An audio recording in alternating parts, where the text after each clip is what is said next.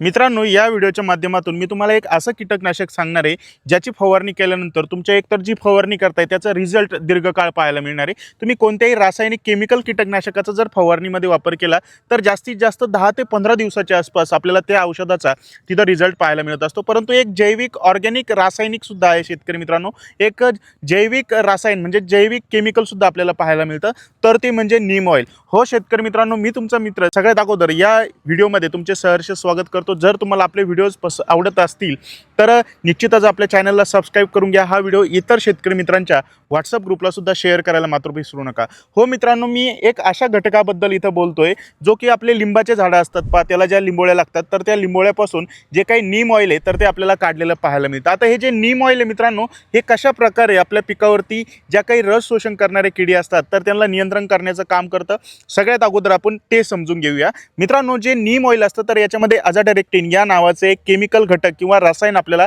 असल्याचं पाहायला मिळतं।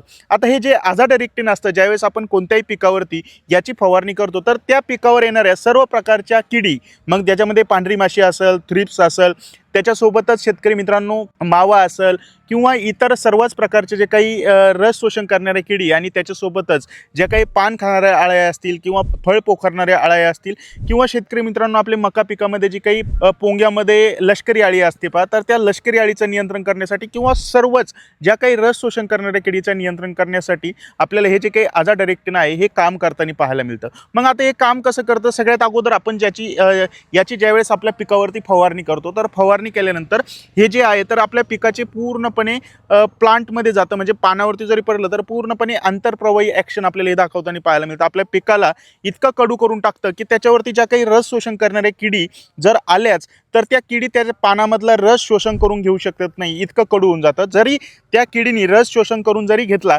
तरी सुद्धा ती जी काही किडी आहे तर ते पोटात त्याच्यामध्ये विष तयार होतं मित्रांनो, आणि ती कीड आपल्याला इथे नष्ट झालेली पाहायला मिळते। याच्यासोबतच याचा दीर्घकाळ रिझल्ट आपल्याला कशा प्रकारे पाहायला मिळतो माहिती आहे का, हे एक सगळ्यात महत्त्वाचं म्हणजे अँटीफिडंटचं तर काम करतं, परंतु ज्या काही रस शोषण करणारी किडी असतात तर यांचं जे जीवनचक्र आहे तर त्यांच्यामध्ये सुद्धा बाधा आणण्याचं काम आपल्याला हे जे काही नीम ऑइल आहे किंवा अझाडायरेक्टिन आहे तर ते करताना पाहायला मिळतं। बाधा कसं आणतं माहिती का मित्रांनो, जे काही रस शोषण करणाऱ्या किडींचे अंडे असतात, अंड्यातून आपल्याला जे काही लार्वा असते तर ती लार्वा बाहेर आलेली पाहायला मिळते।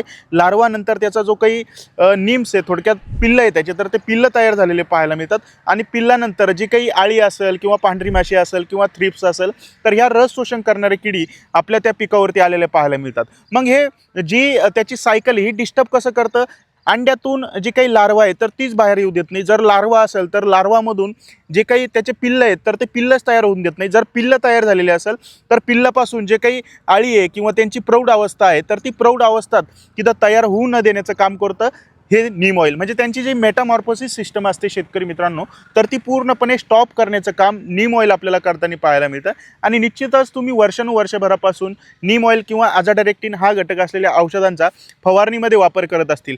आपल्या पाटील बायोटेक कंपनीचं सुद्धा एक कडूराजा या नावाचं अतिशय उत्कृष्ट नीम ऑइल असलेलं एक औषध उपलब्ध आहे।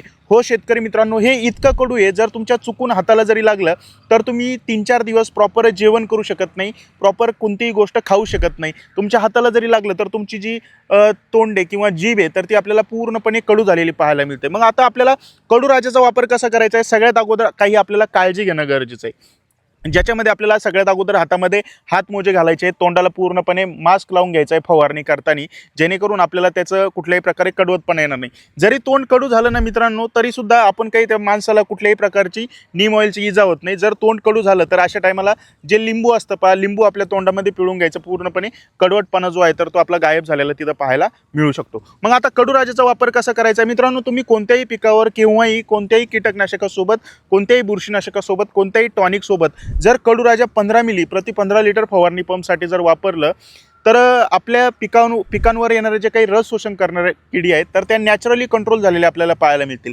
जिथं तुम्हाला फवारणीचा रिझल्ट 10-15 दिवसाच्या आसपास भेटत होता तर तोच फवारणीचा रिझल्ट तुम्हाला 20, 25, 30 दिवसापर्यंत सुद्धा काही पिकांवरती आपल्याला भेटू शकतो।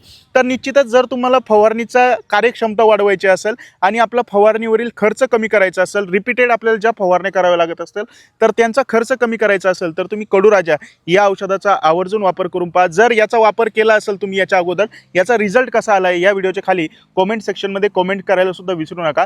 मित्रांनो, अशाच एका नवीन व्हिडिओमध्ये पुन्हा एकदा भेटूया. तोपर्यंत राम राम.